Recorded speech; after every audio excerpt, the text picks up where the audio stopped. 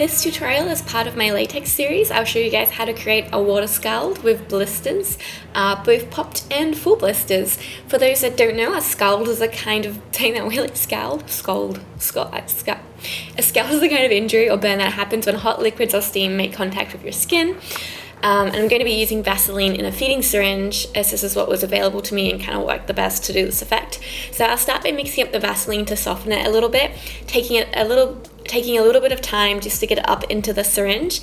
I've heard that Ultra Ice Gel works really well for this, but it is a bit more expensive. I'll tell you right out that the Vaseline didn't last the longest amount of time for me, so it would be good for a photo series or for a take or two on film. I probably wouldn't make it through a con or a big party. Ultra Ice Gel might work better for longevity in those circumstances. So next I'll be using some cream paint by Nye in the Ultimate FX palette.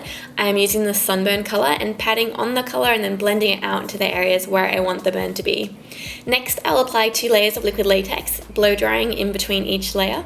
When that is dry, I'll use my dental or sculpting tool just to get a tiny hole, and I use both my fingers to try and roll that out, and a pair of cuticle scissors just to make that hole bigger across the hand for a big popped blister. Now obviously these aren't super sharp objects, but it is important to be careful when using even semi-sharpened objects around your real skin. Then I'm making a small hole in the unpopped blister side, and I'll be injecting my Vaseline in the direction that I want it to spread.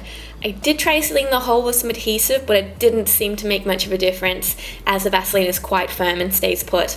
I did also try using more liquidy substances such as hair gel or glycerin. They just came right back out of the hole. I couldn't get them to cooperate with me. So Vaseline wins. Once that is done, I'll go back in with the same color, that same pink, going inside the popped blister and then around the outside of the unpopped blister just to give it more contrast and irritation. Then using my Skin Illustrator palette, I'm adding little dots of the blood tone just to vary up the tones a little bit. And then to make the inside of the pop blister a bit gooier and a bit of a glossy finish, I'm going to use some hair gel. You can also use KY Jelly or Skin Illustrator Clear Gloss. Boom! Done! To remove it, I just peel off the latex as there's no hair on my palms. I feel like there's a joke in there somewhere. And then to remove the cream and alcohol colors and, the goo, I'm just going to use a tissue with some makeup remover. Thanks for watching as always, and be sure to subscribe if you haven't already, and if you want more, you can check out the other videos in the latex series.